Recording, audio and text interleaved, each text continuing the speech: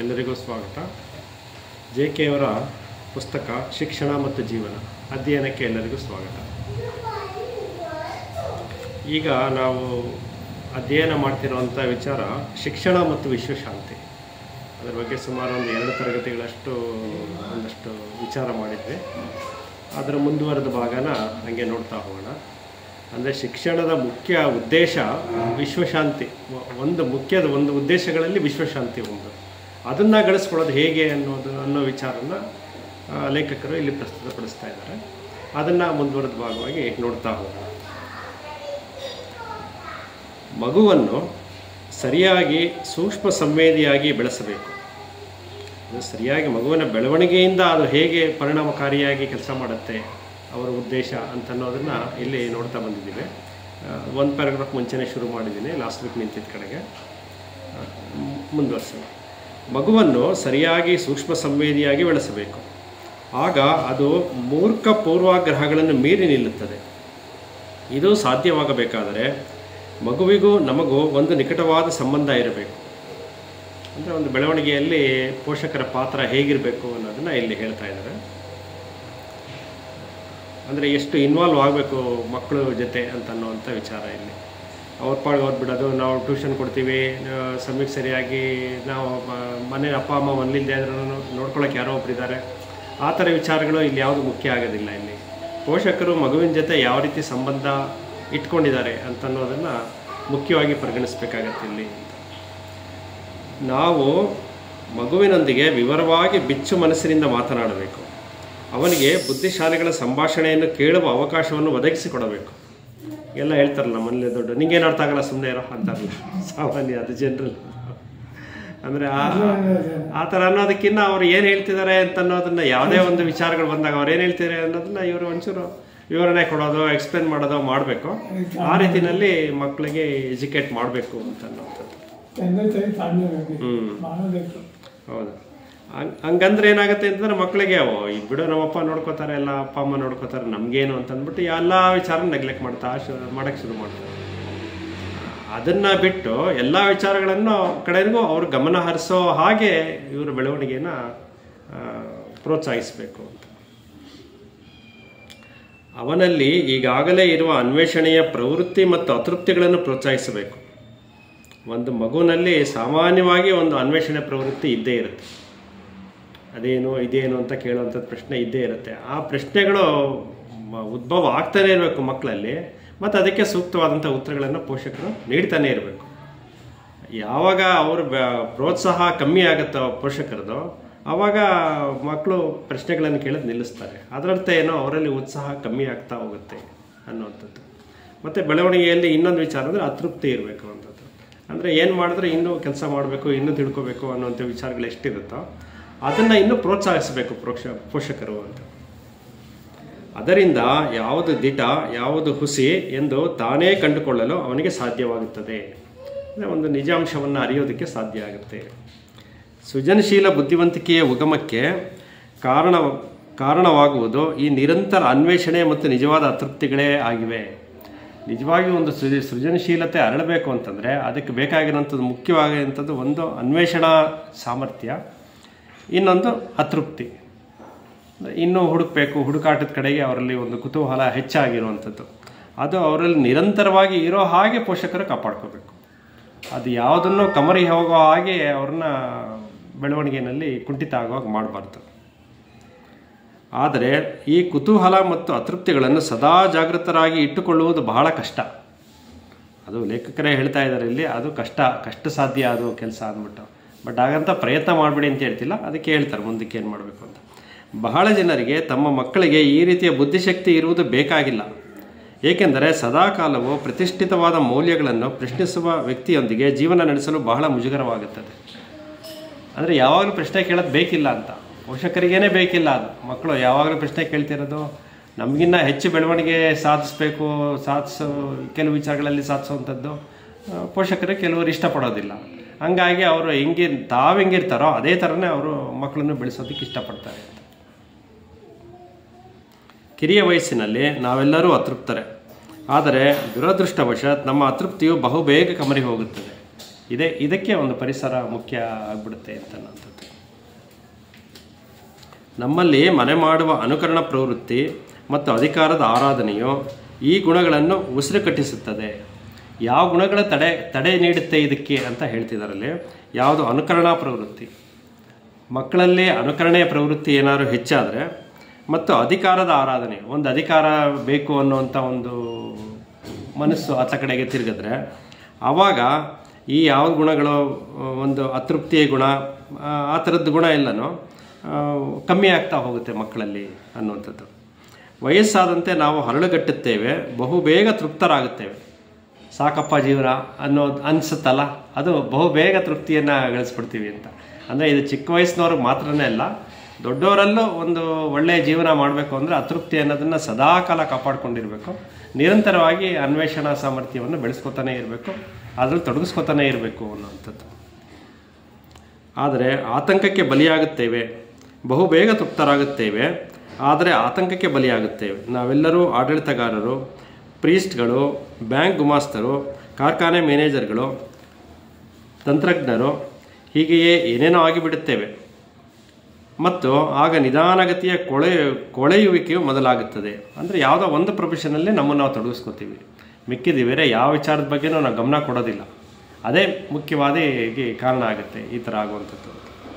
ನಮಗೆ ನಮ್ಮ ಸ್ಥಾನಮಾನಗಳನ್ನು ಕಾಪಾಡಿಕೊಳ್ಳುವ ಆಸೆ, ಅವುಗಳನ್ನು ನಮಗೆ ಕೊಟ್ಟಿರುವ ಅಂತೆಯೇ ಕೊಂಚ ಮಟ್ಟಿನ ಭದ್ರತೆಯನ್ನೂ ನೀಡಿರುವ ಈ ವಿನಾಶಕಾರಿ ಸಮಾಜಕ್ಕೆ ನಾವು ಬೆಂಬಲ ನೀಡುತ್ತೇವೆ. ಸರ್ಕಾರವು ಶಿಕ್ಷಣವನ್ನು ನಿಯಂತ್ರಿಸುವುದು ಬಹಳ ದೊಡ್ಡ ದುರಂತ. ಶಿಕ್ಷಣವು ಸರ್ಕಾರದ ಮತ್ತು ಸಂಘಟಿತವಾದ ಧರ್ಮದ ದಾಸಾನುದಾಸನಾಗಿರುವ ತನಕ. ನೋಡಿ, ಸರ್ಕಾರ ಶಿಕ್ಷಣವನ್ನು ಏನಕ್ಕೆ ನಿಯಂತ್ರಿಸುತ್ತೆ ಅಂತ ಅಂದ್ಬಿಟ್ಟು, ಅದು ಧರ್ಮದ ಆಧಾರದ ಮೇಲೆ ನಿಯಂತ್ರಿಸುತ್ತೆ. ಅಲ್ಲಿ ನಾವು ಒಂದು ಧರ್ಮದ ಚೌಕಟ್ಟಿನಲ್ಲೇ ಬೆಳಿಬೇಕಾಗತ್ತೆ. ಅಂದರೆ ಸರ್ಕಾರದಿಂದಲೇ ಬೇಕಾಗಿದೆ ಇನ್ನೂ ಸರಿಯಾದ ರೀತಿಯಲ್ಲಿ ಪ್ರೋತ್ಸಾಹ, ಸರಿಯಾದ ಶಿಕ್ಷಣವನ್ನು ಪಡ್ಕೊಳ್ಳೋದಕ್ಕೆ. ಆದರೆ ಇವತ್ತಿನ ದಿನ ಅದು ಇನ್ನೂ ಸಾಧ್ಯ ಆಗ್ತಿಲ್ಲ, ಸರ್ಕಾರದಿಂದ ಕೊಡೋಕ್ಕಾಗ್ತಿಲ್ಲ. ನೋಡಿ, ಶಿಕ್ಷಣವು ಸರ್ಕಾರದ ಮತ್ತು ಸಂಘಟಿತವಾದ ಧರ್ಮದ ದಾಸನಾಗಿರುವ ತನಕ ನಮ್ಮ ಈ ಜಗತ್ತಿಗೆ ಶಾಂತಿ ಸಮಾಧಾನಗಳ ಭರವಸೆಯೂ ಇಲ್ಲವೇ ಇಲ್ಲ. ಆ ಧರ್ಮದ ಚೌಕಟ್ಟಿನಿಂದ ಹೊರಬಂದು ಶಿಕ್ಷಣ ಕೊಡೋದಕ್ಕೆ ಸಾಧ್ಯ ಆದರೆ ಸರ್ಕಾರಕ್ಕೆ, ಆವಾಗ ಅದು ಒಂದು ಭರವಸೆಯನ್ನು ಇಟ್ಕೋಬಹುದು ಅಂತ. ಆದರೂ ದಿನ ಕಳೆದಂತೆ ಹೆಚ್ಚು ಹೆಚ್ಚು ಸರ್ಕಾರಗಳು ನಮ್ಮ ಮಕ್ಕಳ ಹಾಗೂ ಅವರ ಭವಿಷ್ಯದ ಜವಾಬ್ದಾರಿಯನ್ನು ತಾವೇ ವಹಿಸಿಕೊಳ್ಳುತ್ತವೆ. ಯಾಕೆ ಅವ್ರ ಜವಾಬ್ದಾರಿಗಳನ್ನು ವಹಿಸ್ಕೊಳುತ್ತವೆ ಅಂದರೆ, ಸರ್ಕಾರ ಹೇಗೆ ಬೇಕೋ ಹಾಗೆ ಪ್ರಜೆಗಳನ್ನು ಸೃಷ್ಟಿ ಮಾಡ್ಕೋತಾ ಇದೆ. ನಿಜವಾದ ಬದುಕು ಏನೋ ಆ ಬದುಕು ಬೇಕಿಲ್ಲ, ಸರ್ಕಾರಕ್ಕೆ ಬೇಕಿಲ್ಲ. ಸರ್ಕಾರಕ್ಕೆ ತನಗೆ ಏನು ಯಾವ ರೀತಿ ಪ್ರಜೆಗಳಿರಬೇಕೋ ಆ ರೀತಿ ಮಾತ್ರ ನೋಡ್ಕೋತಾ ಇದೆ ಅಷ್ಟೇ. ಯಾವುದೇ ಒಂದು ಗುಂಪು ಗಲಾಟೆ, ಘರ್ಷಣೆಗಳು, ಸಂಘರ್ಷಗಳು ಯಾವುದು ನಡೀದೇ ಇರೋ ರೀತಿಯಲ್ಲಿ ಮನುಷ್ಯ ಇರಬೇಕು. ಅದಕ್ಕೇನು ಬೇಕೋ ಅದನ್ನು ಮಾತ್ರ ಸರ್ಕಾರಗಳು ಮಾಡುತ್ತಷ್ಟೇ, ಅದಕ್ಕಿಂತ ಹೆಚ್ಚಾಗಿ ಮಾಡಲ್ಲ. ಸರ್ಕಾರ ಅಲ್ಲದಿದ್ದರೆ ಶಿಕ್ಷಣದ ನಿಯಂತ್ರಣವು ಧಾರ್ಮಿಕ ಸಂಘ ಸಂಸ್ಥೆಗಳ ಕೈ ಸೇರುತ್ತದೆ.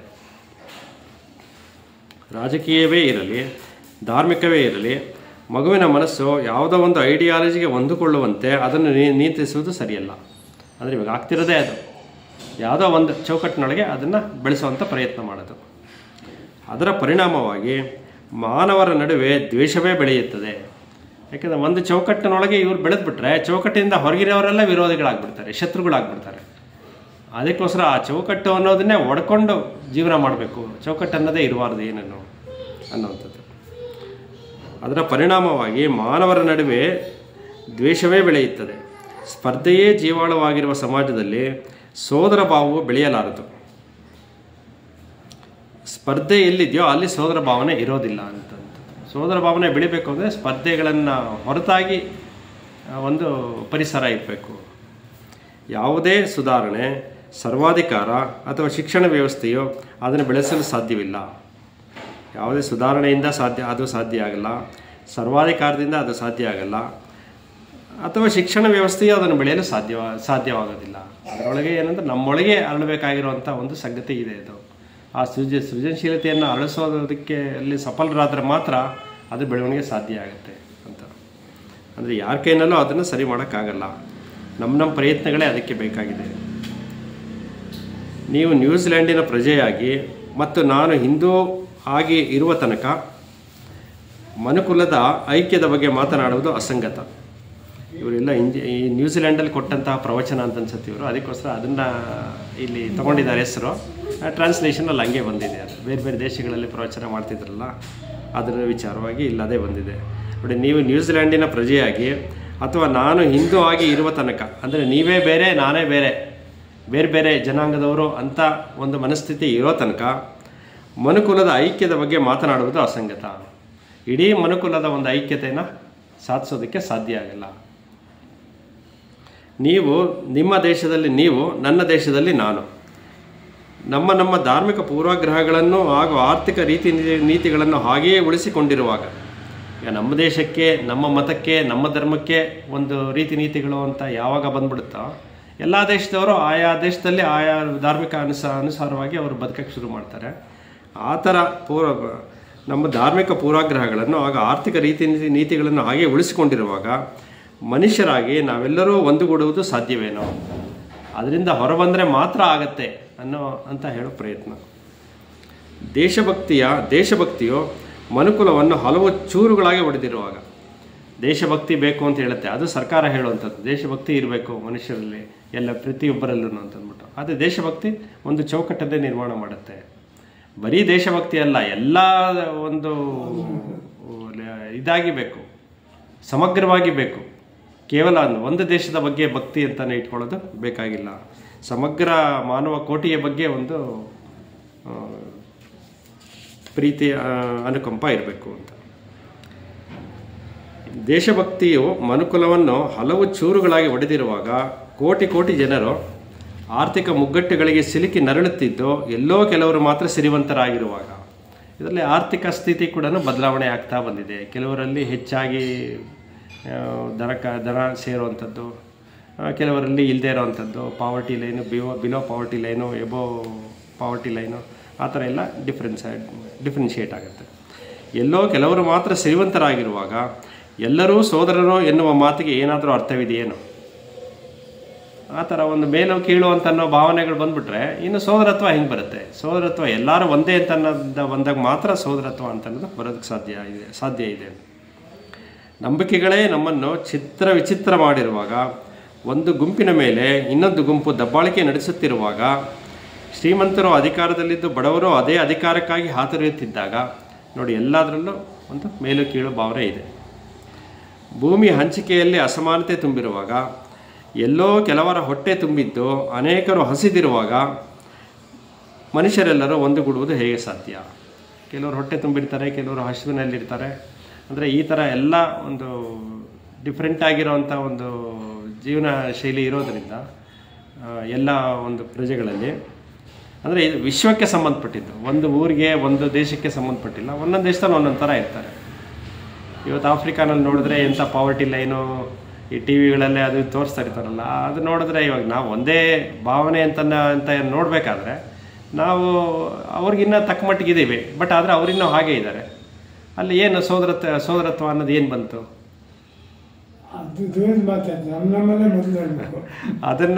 ಅದನ್ನು ಯಾವತ್ತು ಒಂದೇ ಸಮ ಅಂತ ನಾವು ಯಾವ ರೀತಿ ನೋಡ್ತೀವೋ, ಅವರು ನಮ್ಮ ಮಟ್ಟಕ್ಕೆ ಏರಕ್ಕೆ ಸಾಧ್ಯ ಆಗತ್ತೋ, ಎಲ್ಲರೂ ಒಂದೇ ಮಟ್ಟದಲ್ಲಿ ಇರ್ತೀವೋ, ಆವಾಗ ಮಾತ್ರ ವಿಶ್ವಶಾಂತಿ ಅಂತ ಅನ್ನೋದು ಸಾಧ್ಯ ಆಗುತ್ತೆ. ಈ ಎಲ್ಲ ಸಂಗತಿಗಳನ್ನು ಕುರಿತು ನಾವು ನಿಜವಾಗಿಯೂ ವ್ಯಸ್ತರಾಗಿಲ್ಲರೆನ್ನುವುದು ಕಷ್ಟಕ್ಕೆ ಕಾರಣವಾಗಿದೆ. ಏಕೆಂದರೆ ನಮಗೆ ನಡಗಿಸಿ ಬಿಡುವ ತಲ್ಲಣಗಳು ಬೇಡವೇ ಬೇಡ. ಯಾವುದೇ ಸಂಗತಿಯನ್ನು ನಮಗೆ ಅನುಕೂಲವಾಗುವಂತೆ ಬದಲಿಸುವಲ್ಲಿ ಮಾತ್ರ ನಾವು ಆಸಕ್ತರು. ಅಂದರೆ ನಮಗೇನು ಬೇಕೋ ಅದ್ರ ಬಗ್ಗೆ ಮಾತ್ರ ನಾವು ನೋಡ್ತಾ ಇದ್ದೀವಿ.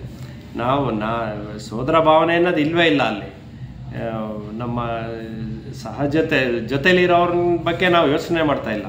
ನಮ್ಮ ಸ್ವಾರ್ಥ ಸಾಧನೆಯಲ್ಲಿ ಮಾತ್ರ ನಾವು ಮುಳುಗಿದ್ದೀವಿ ಅನ್ನೋಂಥದ್ದು ನೋಡಿ. ಯಾವುದೇ ಸಂಗತಿಯನ್ನು ನಮಗೆ ಅನುಕೂಲವಾಗುವಂತೆ ಬದಲಿಸುವಲ್ಲಿ ಮಾತ್ರ ನಾವು ಆಸಕ್ತರು. ಆದ್ದರಿಂದಲೇ ನಮ್ಮ ಕ್ರೌರ್ಯ ಮತ್ತು ಖಾಲಿತನಗಳ ಬಗ್ಗೆ ನಾವು ಅಷ್ಟಾಗಿ ತಲೆ ಕೆಡಿಸಿಕೊಂಡಿಲ್ಲ. ಅಂದರೆ ಅದನ್ನು ಕಳ್ಕೊಳ್ಳೋದಕ್ಕೆ ಯಾವುದೇ ಒಂದು ಪ್ರಯತ್ನನೇ ಮಾಡಿಲ್ಲ ಅನ್ನುವಂಥದ್ದು. ಹಿಂಸೆಯ ಮೂಲಕ ಶಾಂತಿಯನ್ನು ಗಳಿಸುವುದು ಎಂದಿಗಾದರೂ ಸಾಧ್ಯವೇನೋ ಪ್ರಶ್ನೆ ಹಾಕಿದರು. ಅಂಥ ಶಾಂತಿಯು ಬಹಳ ನಿಧಾನವಾಗಿ ಇಂದಲ್ಲ ನಾಳೆ ಒಡಮೂಡುವುದೇನೋ ಯೋಚನೆ ಮಾಡಿ. ಪ್ರೀತಿ ಎನ್ನುವುದು ತರಬೇತಿ ಅಥವಾ ಸಮಯವನ್ನು ಅವಲಂಬಿಸಿದ ಸಂಗತಿಯಲ್ಲ. ಕಳೆದ 2 ಮಹಾಯುದ್ಧಗಳನ್ನು ಪ್ರಜಾಪ್ರಭುತ್ವವನ್ನು ಕಾಪಾಡಲೆಂದೇ ನಡೆಸಲಾಯಿತು. ನೋಡಿ, 2 ಮಹಾಯುದ್ಧಗಳಲ್ಲಿ ಪ್ರಜಾಪ್ರಭುತ್ವವನ್ನು ಕಾಪಾಡಲೆಂದೇ ನಡೆಸಲಾಯಿತು ಯುದ್ಧ. 2 ಯುದ್ಧಗಳು ಪ್ರಜಾಪ್ರಭುತ್ವ ಬೇಕು ಅಂತ ಅನ್ನೋ ಒಂದು ದೃಷ್ಟಿಯಿಂದ ಅದನ್ನು ಯುದ್ಧ ಮಾಡಿದ್ರು. ಅದರಿಂದ ಯಾವುದು ಸೋದರತ್ವ ಅನ್ನೋದು ಇರೋದಕ್ಕೆ ಸಾಧ್ಯ ಇಲ್ಲ. ಈಗ ನಾವು ಇನ್ನಷ್ಟು ದೊಡ್ಡ ಮತ್ತಷ್ಟು ಭಯಂಕರವಾದ 3ನೇ ಯುದ್ಧಕ್ಕಾಗಿ ಸಿದ್ಧರಾಗುತ್ತಿದ್ದೇವೆ. ಮುಂದಿನ ಯುದ್ಧ ಯಾವಾಗ ಅನ್ನೋದೇ ಎಲ್ಲರ ಮನಸ್ಸಲ್ಲೂ ಇದೆಯೇ ಹೊರತು ಆ ಯುದ್ಧವನ್ನು ನಿಲ್ಲಿಸೋದಕ್ಕೆ ಯುದ್ಧ ಬೇಡ ಅನ್ನೋ ರೀತಿಯಲ್ಲಿ ಮುಂದಿನ ಕ್ರಮ ಕೈಗೊಳ್ಳೋಣ ಅಂತ ಅನ್ನೋದು ಪ್ರತಿಯೊಬ್ಬರಲ್ಲೂ ಒಡಮೂಡಬೇಕಾಗಿದೆ ಅದು. ಮತ್ತು ಮನುಷ್ಯರು ಹಿಂದಿಗಿಂತ ಕಡಿಮೆ ಸ್ವತಂತ್ರರಾಗಿದ್ದಾರೆ. ಈಗ ಯೋಚಿಸಿ, ಪರಸ್ಪರ ತಿಳುವಳಿಕೆಗೆ ಅಡ್ಡಿಯಾಗಿರುವ ಎಲ್ಲ ಸಂಗತಿಗಳನ್ನು ನಾವು ಪಕ್ಕಕ್ಕೆ ಸರಿಸೋಣ. ಅಧಿಕಾರ, ನಂಬಿಕೆಗಳು, ರಾಷ್ಟ್ರೀಯತೆ, ಎಲ್ಲ ಬಗೆಯ ತರತಮ ಭಾವ ಇವುಗಳಲ್ಲಿ ಯಾವುದೂ ಬೇಡ. ನಾವು ಯಾವುದೇ ಅಧಿಕಾರವಿಲ್ಲದ ಜನಸಮುದಾಯವಾದಾಗ ಮನುಷ್ಯರಾಗುತ್ತೇವೆ. ನೋಡಿ, ನಾವು ಯಾವುದೇ ಅಧಿಕಾರವಿಲ್ಲದ ಜನಸಮುದಾಯವಾದಾಗ ಅಂದರೆ ಅಧಿಕಾರವನ್ನು ಹೊರತುಪಡಿಸಿ ನಾವು ನಮ್ಮ ಬದುಕನ್ನು ನಡೆಸೋದನ್ನು ಕಲಿಬೇಕು. ಇಲ್ಲಿ ಮೇಲು ಕೀಳು ಅಂತ ಯಾವಾಗ ಬಂದಿದೆಯೋ ಅಲ್ಲಿ ಅಧಿಕಾರ ಅಂತ ಅನ್ನೋದು ಬಂದ್ಬಿಟ್ಟಿದೆ ಅಲ್ಲಿ.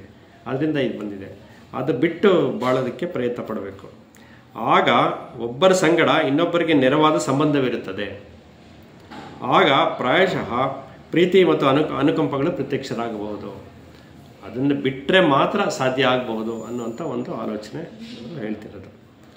ಶಿಕ್ಷಣದಲ್ಲಿಯೂ ಅಷ್ಟೇ, ಬೇರೆ ಯಾವುದೇ ಕ್ಷೇತ್ರದಲ್ಲಿಯೂ ಅಷ್ಟೇ, ತಿಳುವಳಿಕೆ ಇರುವ, ಕಷ್ಟ ಸುಖಗಳನ್ನು ಅರ್ಥ ಮಾಡಿಕೊಳ್ಳುವ ಮಮತಾಮಯಿಗಳಾದ ವ್ಯಕ್ತಿಗಳು ಅವಶ್ಯಕ. ನೋಡಿ, ತಿಳುವಳಿಕೆ ಇರುವ, ಕಷ್ಟ ಸುಖಗಳನ್ನು ಅರ್ಥ ಮಾಡಿಕೊಳ್ಳುವ ಮಮತಾಮಯಿ ಇರುವ ವ್ಯಕ್ತಿಗಳು ಅವಶ್ಯಕ.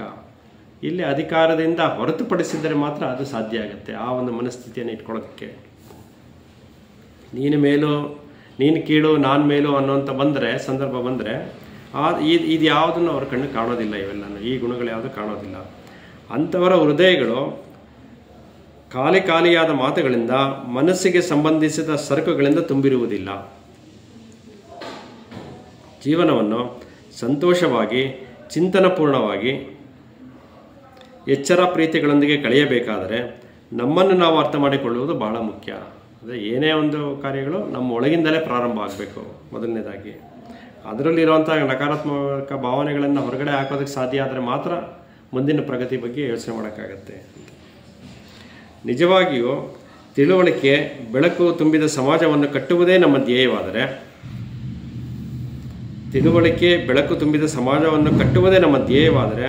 ಅದಕ್ಕೆ ಅತ್ಯುತ್ತಮ ಶಿಕ್ಷಕರು ಬೇಕು. ಮೊದಲು ಅಲ್ಲಿಂದ ಪ್ರಾರಂಭ ಆಗಬೇಕು. ಮೊದಲು ಶಿಕ್ಷಣ ನೀಡೋದ್ರಿಂದ ಪ್ರಾರಂಭ ಆಗಬೇಕು. ಅದಕ್ಕೆ ಅತ್ಯುತ್ತಮ ಶಿಕ್ಷಕರು ಬೇಕು. ಅದನ್ನು ಹುಡುಕೋದು ಕೂಡ ಒಂದು ಸವಾಲೇ ಆಗಿದೆ. ಈಗ ಅವರಿಗೆ ಬದುಕಿನ ಸಮಗ್ರತೆಯ ಸ್ವರೂಪವು ತಿಳಿದಿರಬೇಕು. ಈ ತಿಳುವಳಿಕೆಯ ಫಲವಾಗಿಯೇ ಅದನ್ನು ಮಗುವಿಗೆ ಸಂವಹನ ಮಾಡುವ ಸಾಮರ್ಥ್ಯವೂ ಅವರಲ್ಲಿ ಇರುತ್ತದೆ. ಆ ಒಂದು ಸಾಮರ್ಥ್ಯ ಅವರಲ್ಲಿದ್ದರೆ, ಯಾವುದೋ ಬದುಕಿನ ಸಮಗ್ರತೆಯ ಸ್ವರೂಪವನ್ನು ತಿಳಿದಿದ್ದರೆ ಅದರ ಫಲವಾಗಿ ಮಗುವಿಗೆ ಸಂವಹನ ಮಾಡೋದಕ್ಕೆ ಸಾಧ್ಯ ಆಗುತ್ತೆ. ಆ ಬೇಕು ಬೇಡಗಳನ್ನು ಅರಿತು ಏನು ಬೇಕು ಅಂತ ನೋಡಿ ಅದನ್ನು ಕೊಡುವಂಥ ಸಾಧ್ಯ ಆಗುತ್ತೆ. ಅಂಥ ಶಿಕ್ಷಕರು ಇಂದಿನ ಸಮಾಜ ರಚನೆಗೆ ಅಪಾಯಕರ. ಅಂದರೆ ಇವತ್ತಿನ ಪ್ರೆಸೆಂಟ್ ಸಿಚುಯೇಷನ್ ಏನಿದೆಯೋ ಅದಕ್ಕೆ ಅವರು ಸೂಟ್ ಆಗಲ್ಲ ಅಂಥವರು, ಅಪಾಯಕರ. ಆದರೆ ನಮಗೆ ತಿಳಿವು ತುಂಬಿದ ಸಮಾಜವನ್ನು ಕಟ್ಟುವುದು ನಿಜವಾಗಿಯೂ ಬೇಡ. ಅಂದರೆ ಪ್ರತಿಯೊಬ್ಬರಿಗೂ ಆ ರೀತಿ ಒಂದು ಮನಸ್ಥಿತಿ ಇದೆ. ಏನು ಇವಾಗ ನಮಗೆ ನಿಜವಾಗ್ಲೂ ಏನಾಗಬೇಕೋ ಅದು ಬೇಕಾಗಿಲ್ಲ. ಅದು ಪ್ರಯತ್ನ ಮಾಡೋದಿರಲಿ, ಮನಸ್ಸು ಮಾಡಿ ಪ್ರಯತ್ನ ಮಾಡಬೇಕು ಅನ್ನೋದಿರಲಿ, ನಮಗೆ ಅದು ಬೇಕಾಗೇ ಇಲ್ಲ. ಅದು ಯಾಕೆಂದರೆ ಅವ್ರ ಜೀವನ ಆ ಥರ ಒಂದು ಮೆಕ್ಯಾನಿಕಲ್ ಆಗಿಬಿಟ್ಟಿದೆ ಜೀವನ ಅನ್ನುವಂಥದ್ದು. ಶಾಂತಿಯ ನಿಜವಾದ ನೆಲೆಯನ್ನು ಗ್ರಹಿಸಿದ ಶಿಕ್ಷಕರು ರಾಷ್ಟ್ರೀಯತೆಯ ಅನರ್ಥ ಹಾಗೂ ಯುದ್ಧದ ಮೂರ್ಖತನವನ್ನು ಬೆರಳಿಟ್ಟು ತೋರಿಸುತ್ತಾರೆ. ಶಾಂತಿಯ ನಿಜವಾದ ನೆಲೆಯನ್ನು ಗ್ರಹಿಸಿದ ಶಿಕ್ಷಕನು ರಾಷ್ಟ್ರೀಯತೆಯ ಅನರ್ಥ ಮತ್ತು ಯುದ್ಧದ ಮೂರ್ಖತನ, ರಾಷ್ಟ್ರೀಯತೆಯಿಂದ ಆಗುವಂಥದ್ದು, ಯುದ್ಧದಿಂದ ಆಗುವಂಥ ಅನರ್ಥಗಳನ್ನು ಕರೆಕ್ಟಾಗಿ ಬೆರಳು ಮಾಡಿ ತೋರಿಸ್ತಾರೆ. ಯಾರೋ ನಿಜವಾದ ನೆಲೆಯನ್ನು ಗ್ರಹಿಸಿದ ಶಿಕ್ಷಕನ ಇದ್ದರೆ ಮರುಕ್ಷಣದಲ್ಲಿಯೇ ಅವನು ತನ್ನ ಕೆಲಸಗಳನ್ನು ಕಳೆದುಕೊಳ್ಳುತ್ತಾನೆ. ಅಂದರೆ ಇವತ್ತಿನ ಸಮಾಜದಲ್ಲಿ ಇವರೆಲ್ಲ ಯಾಕೆ ಸೂಟಬಲ್ ಆಗೋದಿಲ್ಲ ಅಂತಂದರೆ ಈ ಥರ ಅವರು ಏನಾರ ಪಾಯಿಂಟ್ ಔಟ್ ಮಾಡಿ ತೋರಿಸಿದ್ರೆ ಇದು ತಪ್ಪಿದೆ ಈ ಥರ ವಿಚಾರದಲ್ಲಿ ಅಂತ ತಕ್ಷಣ ಅವನು ಕೆಲಸ ಕಳ್ಕೊತಾನೆ. ಯಾಕೆಂದರೆ ಸರ್ಕಾರಕ್ಕೆ ಅಂಥವ್ರು ಬೇಕಿಲ್ಲ. ಸರ್ಕಾರದ ಆದೇಶದ ಮೇಲೆ ಸ್ಕೂಲ್ಗಳು ನಡೀತಿರೋದ್ರಿಂದ ಸ್ಕೂಲ್ಗಳು ಹೇಳ್ದಂಗೆ, ಸರ್ಕಾರ ಹೇಳ್ದಂಗೆ ಸ್ಕೂಲ್ ಕೇಳುತ್ತೆ, ಸ್ಕೂಲ್ ಹೇಳ್ದಂಗೆ ಶಿಕ್ಷಕರು ಕೇಳಬೇಕು. ಅವರೇನಾದ್ರು ತಮ್ಮ ಸ್ವಂತ ಅಭಿಪ್ರಾಯಗಳನ್ನು ಅವರ ಪ್ರಯತ್ನ ಪಟ್ಟರೆ ಅವನು ಕೆಲಸನೇ ಕಳ್ಕೋಬೇಕಾಗತ್ತೆ ಇವತ್ತಿನ ಪರಿಸ್ಥಿತಿನಲ್ಲಿ. ಇದನ್ನು ತಿಳಿದಿರುವ ಬಹುಪಾಲು ಶಿಕ್ಷಕರು ಅದು ಹೇಗೋ ರಾಜಿ ಮಾಡಿಕೊಳ್ಳುತ್ತಾರೆ. ಯಾಕೆಂದರೆ ಬದುಕಬೇಕು, ಕೆಲಸ ಬೇಕು, ಕೆಲಸ ಸಂಬಳ ಬೇಕು, ಜೀವನ ಮಾಡಬೇಕು, ಅದಕ್ಕೆಲ್ಲ ರಾಜಿ ಮಾಡ್ಕೊಂಡ್ಬಿಡ್ತಾರೆ ಬೇಕಾದಾಗಿದೆ. ಅಂತಹವರು ಇಂದು ನಮ್ಮ ನಡುವೆ ಇರುವ ಶೋಷಣೆ ಹಿಂಸೆಗಳ ವ್ಯವಸ್ಥೆಯು ಶಾಶ್ವತವಾಗಲು ಸಹಾಯ ಮಾಡುತ್ತದೆ. ಇದರ ಪರಿಣಾಮವಾಗಿಯೇ ಅಂದರೆ ಯಾರು ನಿಜವಾಗಿಯೂ ತಿಳ್ಕೊಂಡು ಈ ಥರ ರಾಜಿ ಮಾಡ್ಕೊಂಡ್ಬಿಟ್ಟಿದ್ದಾರೋ ವಿಚಾರಗಳನ್ನು, ಅದನ್ನು ಪ್ರಸಾರ ಮಾಡೋಕ್ಕಾಗದೆ ಅಂಥವರಿಂದ ಕೂಡ ನಮ್ಮ ವ್ಯವಸ್ಥೆಗಳು ಈ ಮಟ್ಟವನ್ನು ತಲುಪಿದೆ. ಈಗ ಏನು ಗೊತ್ತಿಲ್ಲದೆ ಇದ್ದರೆ, ಏನು ಮಾಡೋಕ್ಕೆ ಗೊತ್ತಿಲ್ಲ ಅವ್ರಿಗೆ ಅಂತಂದರೆ ಅದು ಬೇರೆ ಥರ. ಎಲ್ಲ ತಿಳುವಳಿಕೆ ಇಟ್ಕೊಂಡು ಅದು ಇವತ್ತಿನ ಸಮಾಜದಲ್ಲಿ ಆಗಲ್ಲ ಅಂತ ಅವ್ರು ಯಾವ ಪ್ರಯತ್ನನೂ ಮಾಡದೆ ಬಿಟ್ಬಿಟ್ಟಿದಾರಲ್ಲ, ಅವರಿಂದಲೇ ಸಮಾಜಗಳು ಈ ಒಂದು ಸ್ಥಿತಿಗೆ ಬಂದಿದೆ ಅಂತ. ಸತ್ಯವನ್ನು ಕಂಡುಕೊಳ್ಳಬೇಕಾದರೆ ಕಲಹಗಳಿಗೆ ಮಂಗಳ ಹಾಡಬೇಕು. ಅಂತರಂಗದ ಒಳಜಗಳಗಳು, ಹೊರಗೆ ನಡೆಯುವ ನೆರೆಹೊರೆಯ ಮನಸ್ತಾಪಗಳು, ಒಳಗೆ ಆಂತರಿಕವಾದ ಸಂಘರ್ಷಗಳು ಇಲ್ಲದಿದ್ದರೆ ಹೊರಗಿನ ಗೆಳೆಯರೊಂದಿಗೂ ಜಗಳವಿಲ್ಲ. ನೋಡಿ, ಒಳಗೆ ಆಂತರಿಕವಾದ ಸಂಘರ್ಷಗಳು ಇಲ್ಲದಿದ್ದರೆ, ನಮ್ಮೊಳಗಿರೋ ಒಂದು ಸಂಘರ್ಷಗಳನ್ನೆಲ್ಲ ನಾವು ಹೊರಹಾಕೋದ್ರಲ್ಲಿ ಸಫಲರಾದರೆ ಹೊರಗಿನ ಗೆಳೆಯನೊಂದಿಗೂ ಜಗಳವಿಲ್ಲ. ಜಗಳ ಅನ್ನೋದು ಹೊರಗಡೆನೇ ಇಲ್ಲ, ಒಳಗಡೆ ನಮ್ಮ ಸಂಘರ್ಷಗಳು ಯಾವತ್ತು ನಮ್ಮೊಳಗಿರುತ್ತೋ ಆವತ್ತಿನ ತನಕ ನಮ್ಮೊಳಗೆ ಅಶಾಂತಿ, ಒಂದು ದ್ವೇಷ, ನಕಾರಾತ್ಮಕ ಸ್ವಭಾವಗಳೆಲ್ಲ ನಮ್ಮಲ್ಲಿರುತ್ತೆ. ಆದ್ದರಿಂದ ಅದರ ಪರಿಣಾಮ ಹೊರಗಡೆ ಜನಗಳಿಗೆ ಆಗ್ತಾ ಇರುತ್ತೆ. ನಮ್ಮ ಜೊತೆಲಿರೋವಂಥ ಸಹೋದ್ಯೋಗಿಗಳ ಜೊತೆನೂ ಆಗ್ತಾ ಇರುತ್ತವೆಲ್ಲನೂ. ಆದರೆ ಆಂತರಿಕವಾದ ಸಂಘರ್ಷಗಳು ಇಲ್ಲದಿದ್ದರೆ ಹೊರಗಿನ ಗೆಳೆಯರೊಂದಿಗೂ ಜಗಳವಿಲ್ಲ. ಒಳಗಿನ ಸಂಘರ್ಷವೇ ಹೊರಗೆ ವಿಸ್ತರಿಸಿದಾಗ ಜಾಗತಿಕ ಆಯಾಮವನ್ನು ಪಡೆಯುತ್ತದೆ.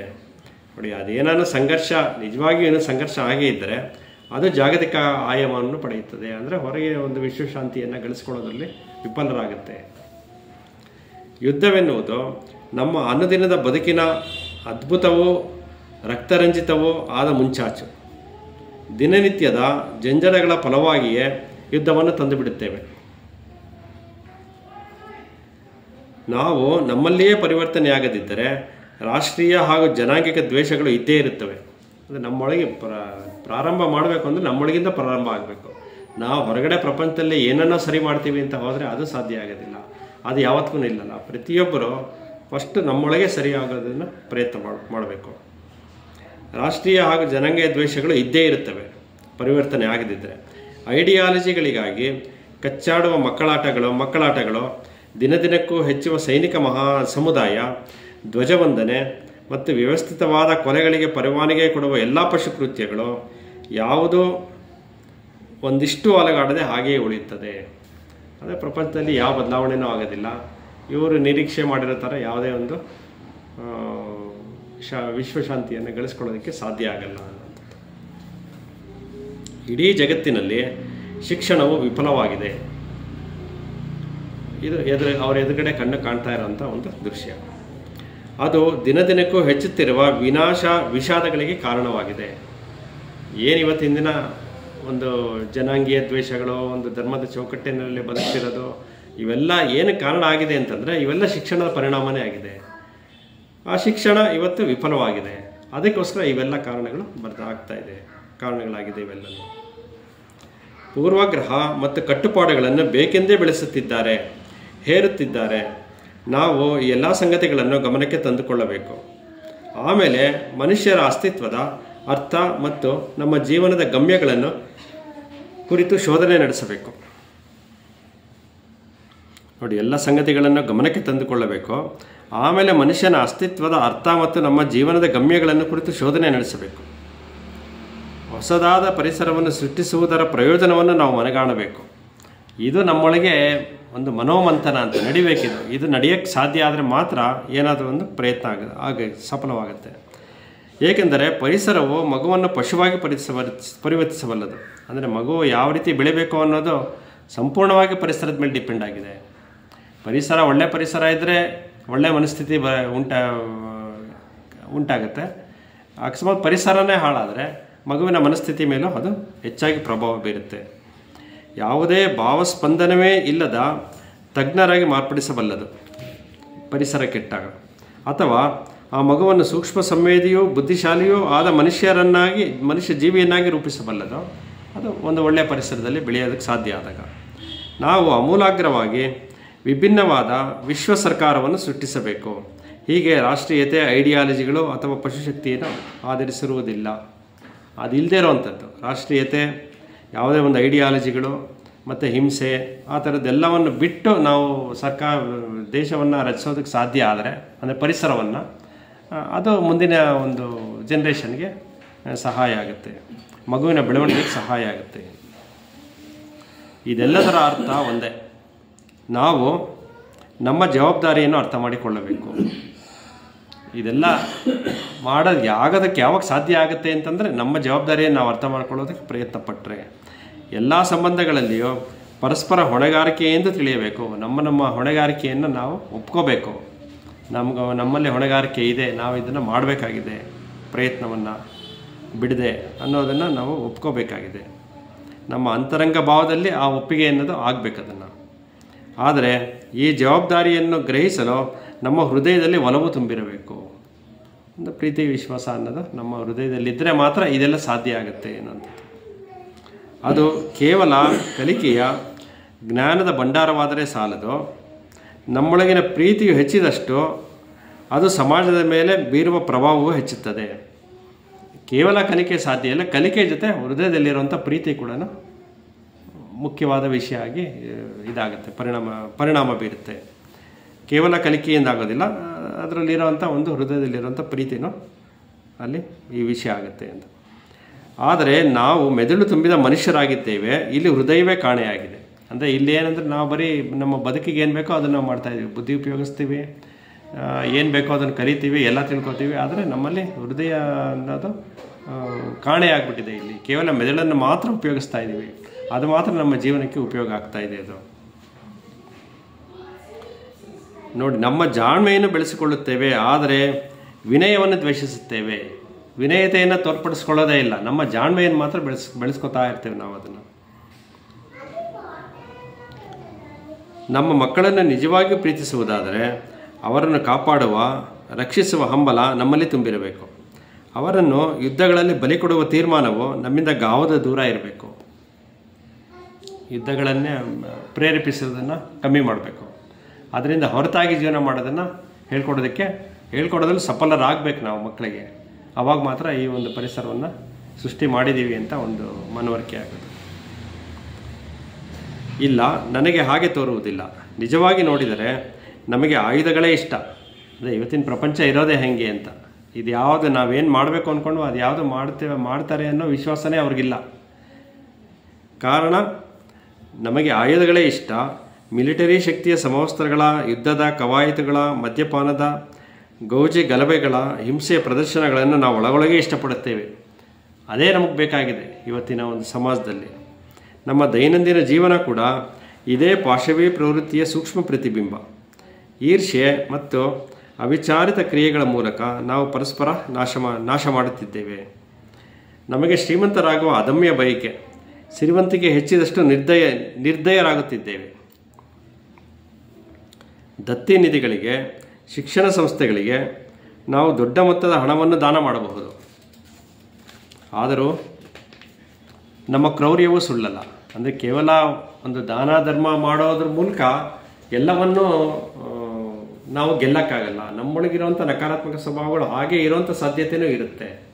ಅದನ್ನು ಹೋಗಿಸ್ಕೊಳ್ಳುವಂಥ ಪ್ರಯತ್ನದಲ್ಲಿ ಮಾಡಬೇಕಾಗಿದೆ. ಇದು ನಮ್ಮ ಬೇಟೆಯನ್ನು ಲೂಟಿ ಮಾಡಿ ಅದರಲ್ಲಿ ಒಂದು ಭಾಗವನ್ನು ಅತ್ಯಂತ ಉದಾರವಾಗಿ ಅವನಿಗೆ ಹಿಂದಿರುಗಿಸುತ್ತೇವೆ. ಒಂಥರ ಏನೋ ಒಂದು ಸಂಪಾದನೆ ಮಾಡಿ ದೇವಸ್ಥಾನಕ್ಕೆ ಹೋಗಿ ಕಾಣಿಕೆ ಹಾಕುವಂಥದ್ದು ಇದೆಲ್ಲ ಇದೆಯಲ್ಲ, ಅದೆಲ್ಲ ಏನೋ ಒಂದು ಲೂಟಿ ಮಾಡಿ ಮತ್ತೆ ವಾಪಸ್ ಒಂದು ಭಾಗನ ನಾವು ಅವ್ರಿಗೆ ವಾಪಸ್ ಕೊಡ್ತಾ ಇದ್ದೀವಿ ಅನ್ನೋ ರೀತಿಯಲ್ಲಿ ನಾವು ಕೊಟ್ಬಿಟ್ಟು ನಾವು ಸಮಾಧಾನ ಮಾಡ್ಕೊಳ್ಳೋದು, ನಾವು ಮಾಡಿರೋದೆಲ್ಲ ಸರಿಗಿದೆ ಅಂತ ಅನ್ನುವಂಥದ್ದು. ಇದನ್ನು ಉದಾರ ದಾನವೆಂದು ಕರೆಯುತ್ತೇವೆ. ನಾವು ಎಂಥ ಅನಾಹುತವನ್ನು ಮಾಡುತ್ತಿದ್ದೇವೆ ಎನ್ನುವುದೇ ನಮಗೆ ತಿಳಿದಿಲ್ಲ. ನಮ್ಮಲ್ಲಿ ಬಹುಸಂಖ್ಯಾತರು ಪ್ರತಿಯೊಂದು ದಿನವನ್ನು ಆದಷ್ಟು ವೇಗವಾಗಿ, ಆದಷ್ಟು ಅರ್ಥರಹಿತವಾಗಿ ಕಳೆಯುತ್ತೇವೆ. ವೇಗವಾಗಿ ಕಳೆದು ಬಿಡ್ತೇವೆ, ನಮ್ಗೆ ದಿನಗಳು ಹೋಗೋದೇ ಗೊತ್ತಾಗೋದಿಲ್ಲ. ಆದರೆ ನಮ್ಮ ದಿನ ನಾವು ಇದೇ ಥರನೇ ಒಂದು ಮನಸ್ಥಿತಿಯನ್ನು ಹೊಂದಿರ್ತೇವೆ, ಅರ್ಥರಹಿತವಾಗಿ ಕಳೆಯುತ್ತೇವೆ. ನಮ್ಮ ಜೀವನವನ್ನು ನಿರ್ದೇಶಿಸುವ ಕೆಲಸವನ್ನು ವಂಚಕ ರಾಜಕಾರಣಿಗಳಿಗೆ ಹಾಗೂ ಸರ್ಕಾರಗಳಿಗೆ ಬಿಟ್ಟುಕೊಡುತ್ತೇವೆ. ಅಂದರೆ ಅವ್ರು ಹೆಂಗೆ ಹೇಳ್ತಾರೋ ಹಾಗೆ ಒಂದು ಬದುಕೋದನ್ನು ನಾವು ಅಭ್ಯಾಸ ಮಾಡ್ಕೊಂಡ್ಬಿಡ್ತೇವೆ. ಅದೇ ನಮ್ಮ ಜೀವನ ಶೈಲಿಯಾಗಿದೆ. ಎಲ್ಲ ಸಾರ್ವಭೌಮ ಸರ್ಕಾರಗಳು ಯುದ್ಧಕ್ಕೆ ಸನ್ನದ್ಧವಾಗಿರಲೇಬೇಕು. ಈ ಮಾತಿಗೆ ಸ್ವಂತ ಸರ್ಕಾರವೂ ಅಪವಾದವಲ್ಲ. ತನ್ನ ನಾಗರಿಕರು ಯುದ್ಧದಲ್ಲಿ ಪರಿಣಿತರಾಗಬೇಕಾದರೆ ತಮ್ಮ ತಮ್ಮ ಕರ್ತವ್ಯಗಳನ್ನು ಚಾಚೂ ತಪ್ಪದೆ ನಿರ್ವಹಿಸುವಂತೆ ಮಾಡಬೇಕಾದರೆ ಸರ್ಕಾರವು ಅವರನ್ನು ನಿಯಂತ್ರಿಸಬೇಕು. ಸರ್ಕಾರ ನಿಯಂತ್ರಣ ಮಾಡ್ತಿರೋದೇ ಒಂದು ಈ ಉದ್ದೇಶದಿಂದ, ಅವ್ರನ್ನೆಲ್ಲರನ್ನು ಒಂದು ಯುದ್ಧಕ್ಕೆ ಅಣಿ ಮಾಡೋದು, ಅದಕ್ಕೆ ಬೇಕಾಗಿರೋಂಥ ತರಬೇತಿಗಳನ್ನು ನೀಡುವಂಥದ್ದು. ಸರ್ಕಾರವು ಅವರನ್ನು ನಿಯಂತ್ರಿಸಬೇಕು, ಆಳಬೇಕು, ಅವರನ್ನು ಯಂತ್ರಗಳ ಹಾಗೆ ಕೆಲಸ ಮಾಡೋದು ಸಜ್ಜುಗೊಳಿಸಬೇಕು. ಇದು ಸರ್ಕಾರದ ಕೆಲಸ. ಮನುಷ್ಯ ಆ ಥರ ಯಂತ್ರಗಳ ರೀತಿಯಲ್ಲಿ ಕೆಲಸ ಮಾಡಬೇಕು. ಅವನಿಗೆ ಯೋಚನೆ ಮಾಡೋದು, ಅವನಿದ್ದ ಆದಂಥ ರೀತಿಯಲ್ಲಿ ಬದುಕೋದು ಅದು ಯಾವುದೂ ಇಷ್ಟ ಇಲ್ಲ. ಸರ್ಕಾರ ಅದು ತನ್ನ ಉಳಿವಿನ ಒಂದು ಪ್ರಶ್ನೆ ಮಾತ್ರ ಅದಕ್ಕಿದೆ. ಅದಕ್ಕೇನು ಬೇಕೋ ಅದನ್ನು ಮಾಡ್ತಾ ಇದೆ. ಅವರು ನಿಷ್ಕರುಣೆಯಾದ ಸಾಮರ್ಥ್ಯವನ್ನು ರೂಢಿಸಿಕೊಳ್ಳಬೇಕು. ನಾಶ ಮಾಡುವುದು ಅಥವಾ ನಾಶವಾಗುವುದು ಇವೇ ಜೀವನದ ಉದ್ದೇಶ ಮತ್ತು ಅಂತ್ಯವಾದರೆ ಸಹಜವಾಗಿಯೇ ಶಿಕ್ಷಣವು ನಿಷ್ಕರುಣೆಗೆ ಉತ್ತೇಜನ ಕೊಡಬೇಕು. ನನಗೇನೋ ಅನುಮಾನ, ಇದೇ ನಮ್ಮ ಅಂತರಂಗದ ಆಸೆ ಎಂದು ತೋರುತ್ತದೆ. ಏಕೆಂದರೆ ಯಶಸ್ಸಿನ ಆರಾಧನೆ ಮತ್ತು ನಿಷ್ಕರುಣೆಗಳು ಎಡಬಿಡದ ಸಂಗತಿಗಳು. ಅಂದರೆ ಇವತ್ತಿನ ಮನುಷ್ಯನ ಅಜ್ಞಾನ ಯಾವ ರೀತಿಯಲ್ಲಿದೆ ಅಂತಂದರೆ, ಏನು ಪ್ರಪಂಚದಲ್ಲಿ ಇವಾಗ ನಡೀತಾ ಇದೆಯೋ, ಸರ್ಕಾರದ ಒಂದು ಬೆಂಬಲದಿಂದ ನಡೀತಾ ಇದೆಯೋ ಅದನ್ನೇ ಜೀವನ ಅಂತ ಮನುಷ್ಯ ತಿಳ್ಕೊಂಡಿರುವಂಥದ್ದು. ನಿಜವಾದ ಬೇರೆ ಒಂದು ಜೀವನ ಇದೆ ಅನ್ನೋದು ಗೊತ್ತೇ ಇಲ್ಲ. ಅದಕ್ಕೋಸ್ಕರ ಅವನು ಬದುಕು ಅದೇ ರೀತಿ ಸಾಗಿಸ್ಕೊಂಡು ಹೋಗ್ತಾ ಇದ್ದಾನೆ. ಅದೇ ಎಲ್ಲದಕ್ಕಿಂತ ಒಂದು ಭಯಂಕರವಾಗಿರುವಂಥ ಒಂದು ಸತ್ಯ ಅನ್ನುವಂಥದ್ದು. ಸಾರ್ವಭೌಮ ಸರ್ಕಾರಕ್ಕೆ ತನ್ನ ನಾಗರಿಕರು ಸ್ವತಂತ್ರರಾಗುವುದು ಬೇಡ, ಸ್ವತಂತ್ರವಾಗಿರೋದೇ ಬೇಕಾಗಿಲ್ಲ. ಯಾಕೆಂದರೆ ಅದು ತನ್ನ ಒಂದು ಇಚ್ಛೆಯಂತೆ ಅದನ್ನು ನಡೆಸ್ಕೊತಾ ಇದೆ ಪ್ರಜೆಗಳನ್ನು. ಸರ್ಕಾರ, ದೇಶ ನಮಗಾಗಿ ತಾವು ಯೋಚಿಸುವುದು ಬೇಡ, ಅದು ಇಷ್ಟಪಡಲ್ಲ. ಅದು ಅವರನ್ನು ಪ್ರಾಪಗಂಡದ ಮೂಲಕ, ಇತಿಹಾಸ ತಿರುಚಿದ ವ್ಯಾಖ್ಯಾನಗಳ ಮೂಲಕ, ಅಂತಹದೇ ಹಲವು ಹುನ್ನಾರಗಳ ಮೂಲಕ ನಿಯಂತ್ರಿಸುತ್ತದೆ. ಅದಕ್ಕೆ ಬೇಕಾಗಿರುವಂಥ ಒಂದು ನಿಯಂತ್ರಣಗಳನ್ನು ಇಟ್ಕೊಂಡು ನಿಯಂತ್ರಣ ಮಾಡುತ್ತೆ. ಆದ್ದರಿಂದಲೇ ದಿನ ಕಳೆದಂತೆ ಶಿಕ್ಷಣವು ಏನು ಯೋಚಿಸಬೇಕೆಂದು ಕಲಿಸುತ್ತದೆಯೇ ಹೊರತು ಹೇಗೆ ಯೋಚಿಸಬೇಕೆಂದು ಕಲಿಸುತ್ತಿಲ್ಲ. ಏನು ಯೋಚಿಸಬೇಕು ಅನ್ನೋದು ಮಾತ್ರ ಹೇಳ್ತಾ ಇದೆ ಅಷ್ಟೇ, ಯಾವ ವಿಚಾರವಾಗಿ. ಆದರೆ ಹೇಗೆ ಯೋಚಿಸಬೇಕು ಅನ್ನೋದನ್ನು ಹೇಳ್ತಾ ಇಲ್ಲ. ಅದು ಕಲ್ತ್ಕೊಂಡ್ಬಿಟ್ರೆ ಮನುಷ್ಯ ತನ್ನ ಸ್ವಂತ ಒಂದು ಬೆಳವಣಿಗೆ ಕಡೆ ಗಮನ ಕೊಡ್ತಾನೆ. ಅದು ಸರ್ಕಾರಕ್ಕೆ ಬೇಕಿಲ್ಲ. ಅದಕ್ಕಾಗಿ ಹೇಗೆ ಯೋಚಿಸಬೇಕು ಅನ್ನೋದನ್ನು ಹೇಳ್ಕೊಡ್ತಾ ಇಲ್ಲ ತನ್ನ ಶಿಕ್ಷಣದಲ್ಲಿ. ಬರೀ ಏನು ಯೋಚಿಸಬೇಕು ಅಂತ ಮಾತ್ರ ಹೇಳ್ಕೊಡ್ತಾ ಇದೆ ಶಿಕ್ಷಣ. ಅಂದರೆ ಶಿಕ್ಷಣ ಅಲ್ಲಿ ಪರಿಪೂರ್ಣತೆಯನ್ನು ಹೊಂದುತ್ತಾ ಇಲ್ಲ ಅನ್ನುವಂಥದ್ದು. ಈಗ ಇರುವ ರಾಜಕೀಯ ವ್ಯವಸ್ಥೆಯನ್ನು ಕುರಿತು ಸ್ವತಂತ್ರವಾಗಿ ಯೋಚಿಸಿದರೆ ನಾವು ಅದಕ್ಕೆ ಅಪಾಯಕಾರಿಗಳಾಗುತ್ತೇವೆ. ಸ್ವತಂತ್ರ ಸಂಘ ಸಂಸ್ಥೆಗಳು ಈಗ ಇರುವ ಆಡಳಿತಕ್ಕೆ ವಿರುದ್ಧವಾಗಿ ಆಲೋಚಿಸುವ ವ್ಯಕ್ತಿಗಳನ್ನು ಅಥವಾ ಶಾಂತಿವಾದಿಗಳನ್ನು ಹುಟ್ಟುಹಾಕಬಹುದು. ನೋಡಿ, ಸ್ವತಂತ್ರ ಸಂಘ ಸಂಸ್ಥೆಗಳು ಈಗ ಇರುವ ಆಡಳಿತಕ್ಕೆ ವಿರುದ್ಧವಾಗಿ ಆಲೋಚಿಸುವ ವ್ಯಕ್ತಿಗಳನ್ನು ಅಥವಾ ಶಾಂತಿವಾದಿಗಳನ್ನು ಹುಟ್ಟುಹಾಕಬಹುದು. ಸರಿಯಾದ ಶಿಕ್ಷಣವು ಸಾರ್ವಭೌಮ ಸರ್ಕಾರಗಳಿಗೆ ಅಪಾಯಕರವೆನ್ನುವುದು ಸ್ಪಷ್ಟವಾಗಿಯೇ ಇದೆ. ಸರಿಯಾದ ಶಿಕ್ಷಣ ಅನ್ನೋದು ಮನುಷ್ಯನಿಗೆ ಸಿಗೋದೇ ಆದರೆ ಅದರ ಮುಂದಿನ ಪರಿಣಾಮ ಸರ್ಕಾರಕ್ಕೆ ವಿರುದ್ಧವಾಗಿ ನಿಲ್ಲೋದೇ ಆಗಿರುತ್ತೆ. ಸರ್ಕಾರಕ್ಕೆ ಅದು ಬೇಕಿಲ್ಲ. ಅದಕ್ಕೋಸ್ಕರ ಆ ಸರಿಯಾದ ಶಿಕ್ಷಣ ಅಂತ ಏನಿದೆಯೋ ಅದರ ಬಗ್ಗೆ ಸರ್ಕಾರ ಯೋಚನೆ ಕೂಡ ಮಾಡೋದಕ್ಕೆ ಸಿದ್ಧ ಇಲ್ಲ. ಅದಕ್ಕೆ 50 ವರ್ಷದ ಕೆಳಗಡೆ ಈ ಪುಸ್ತಕ ಬರೆದ್ರೂ ಇವತ್ತಿಗೂ ಆ ಶಿಕ್ಷಣ ಪದ್ಧತಿ ಹಾಗೇ ಇದೆ ಅನ್ನೋದಕ್ಕೆ ಅದೇ ಒಂದು ಸಾಕ್ಷಿಯಾಗಿದೆ.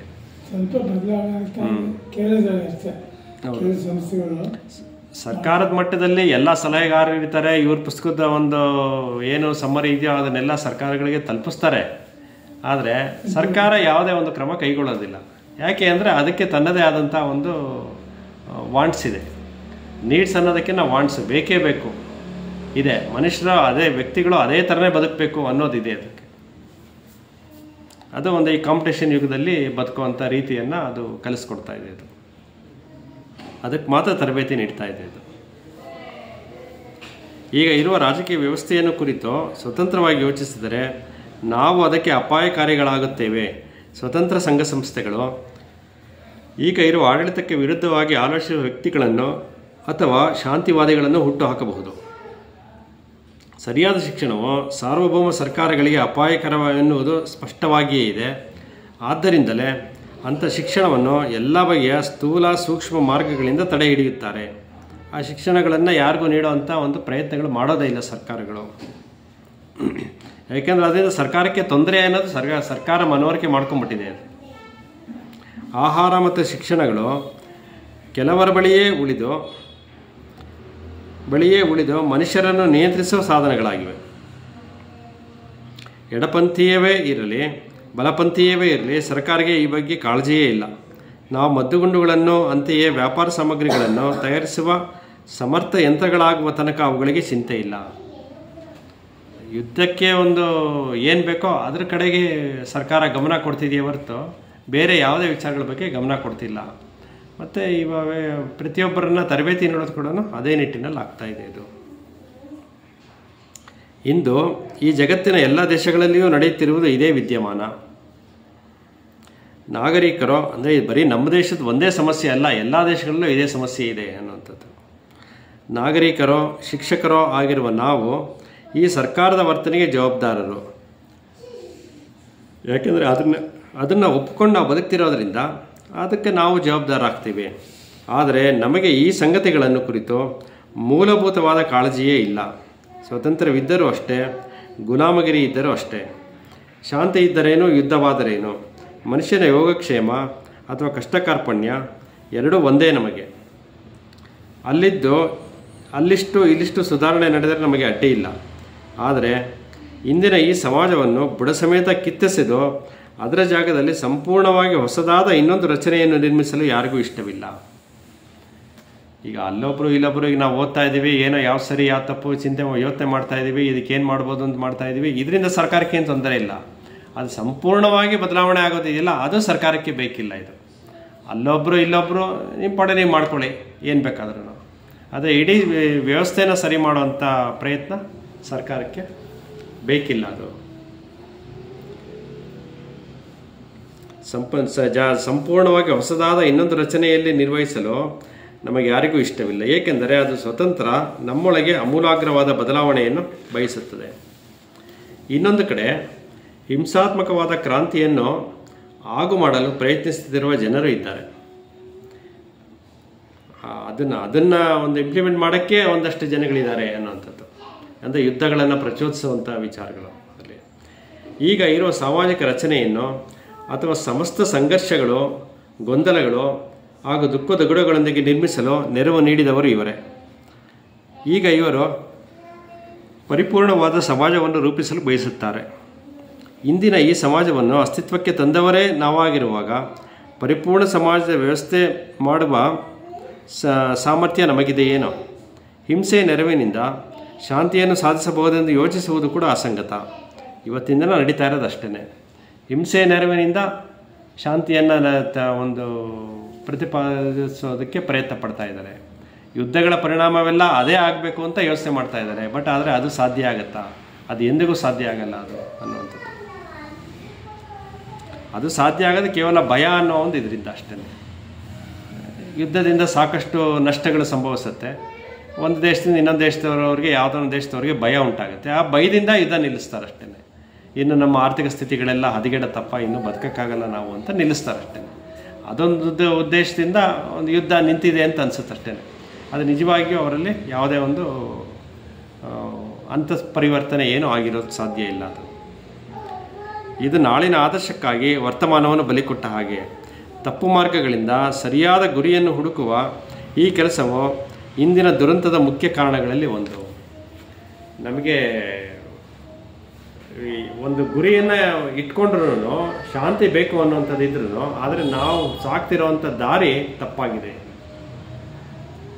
ವಿಶ್ವಶಾಂತಿ ಬಗ್ಗೆ ಇವರು ಇಷ್ಟೆಲ್ಲ ವಿಚಾರ ಹೇಳ್ತಿದ್ದಾರೆ, ಆದರೆ ಸರ್ಕಾರನೂ ಹೇಳ್ತಾ ಇದೆ ನಾನು ವಿಶ್ವಶಾಂತಿ ಬಗ್ಗೆನೇ ಪ್ರಯತ್ನ ಮಾಡ್ತಾ ಇದ್ದೀನಿ ಅಂತ. ಆದರೆ ಅದು ಹೋಗ್ತಿರೋ ದಾರಿನೇ ಬೇರೆ, ಇವ್ರು ಹೇಳ್ತಿರೋ ದಾರಿನೇ ಬೇರೆ. ಆ ದಾರಿಯಿಂದ ಅದು ಎಂದಿಗೂ ಸಾಧ್ಯ ಆಗಲ್ಲ ಅನ್ನುವಂಥದ್ದನ್ನು ಇಲ್ಲಿ ಹೇಳ್ತಾ ಇದ್ದಾರೆ. ಇಂದ್ರಿಯಾನುಭವದ ಮೂಲಕ ಪಡೆದುಕೊಂಡ ಮೌಲ್ಯಗಳ ಪ್ರಾಬಲ್ಯ ಮತ್ತು ವಿಸ್ತಾರಗಳು, ರಾಷ್ಟ್ರೀಯತೆ, ಆರ್ಥಿಕ ಗಡಿರೇಖೆಗಳು, ಸಾರ್ವಭೌಮ ಸರ್ಕಾರಗಳು ಮತ್ತು ದೇಶಭಕ್ತಿಯಂತಹ ವಿಷವಸ್ತುಗಳನ್ನು ಸೃಷ್ಟಿಸುತ್ತವೆ. ಇದು ಎಲ್ಲ ಒಂದು ಪ್ರಾಪಂಚಿಕ ವ್ಯವಹಾರಗಳು. ಇದರಿಂದ ಏನೇನು ಪರಿಣಾಮಗಳಾಗತ್ತೆ ಅಂತ ಹೇಳ್ತಿರೋದು. ಇವೆಲ್ಲವೂ ಮನುಷ್ಯರ ನಡುವಿನ ಸಹಕಾರವನ್ನು ಗಮನಿಸುವುದೇ ಇಲ್ಲ, ಬೇಕಾಗೇ ಇಲ್ಲ ಅಲ್ಲಿ ಅನ್ನುವಂಥದ್ದು. ಇವು ಮನುಷ್ಯ ಸಂಬಂಧಗಳನ್ನು ಭ್ರಷ್ಟಗೊಳಿಸುತ್ತದೆ. ಇದರಿಂದ ಸಂಬಂಧಗಳು ಯಾವುದು ವೃದ್ಧಿ ಆಗೋದಕ್ಕೆ ಸಾಧ್ಯನೇ ಇಲ್ಲ. ಅಂದರೆ ಸಮಾಜವನ್ನೇ ಹದಗೆಡಿಸ್ತದೆ. ವ್ಯಕ್ತಿಯಿಂದ ವ್ಯಕ್ತಿಗೆ ಒಂದು ಸಂಬಂಧ ಇಲ್ಲ ಅಂತಂದರೆ ಸಮಾಜನೇ ಅಲ್ಲಿ ಕೆಟ್ಟೋಯ್ತು ಅನ್ನುವಂಥದ್ದು. ಸಮಾಜವೆಂದರೆ ನಿಮ್ಮ ಮತ್ತು ಇನ್ನೊಬ್ಬರ ನಡುವಿನ ಸಂಬಂಧ. ಇವರು ಡೆಫಿನೇಷನ್ನೇ ಹೇಳ್ತಾ ಇದ್ದಾರೆ. ನಾವು ಇನ್ನೊಬ್ಬರ ಜೊತೆ ಹೇಗಿದ್ದೀವೋ ಅದೇ ಸಮಾಜ. ಒಂದು ಒಳ್ಳೆ ಸಂಬಂಧ ಇಟ್ಕೊಂಡ್ರೆ ನಾವು ಇನ್ನೊಬ್ಬರ ಜೊತೆ, ಅದು ಒಳ್ಳೆ ಸಮಾಜ ಆಗುತ್ತೆ. ಸಂಬಂಧ ಸರಿ ಇಲ್ಲ ಅಂತಂದರೆ ಸಮಾಜ ಕೂಡ ಕೆಟ್ಟಿದೆ ಅಂತ ಅನ್ನೋದು ಆಗುತ್ತೆ.